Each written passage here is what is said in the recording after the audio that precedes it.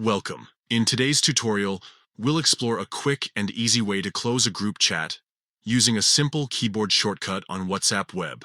This feature is part of the latest update, designed to make your experience more efficient. Let's dive right into the steps. First, open WhatsApp Web on your PC.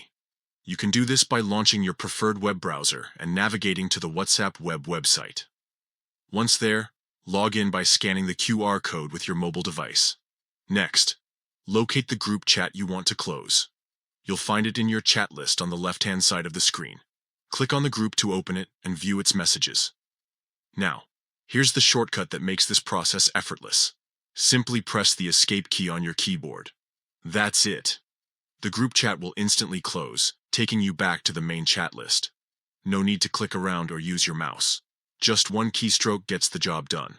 This shortcut is especially useful when you're multitasking or need to quickly navigate between chats without interruptions. It's part of WhatsApp Web's wide range of keyboard shortcuts that enhance productivity and streamline communication. Remember, mastering shortcuts like this can save you time and improve your workflow while using WhatsApp Web on your PC. So go ahead and give it a try next time you're managing group chats.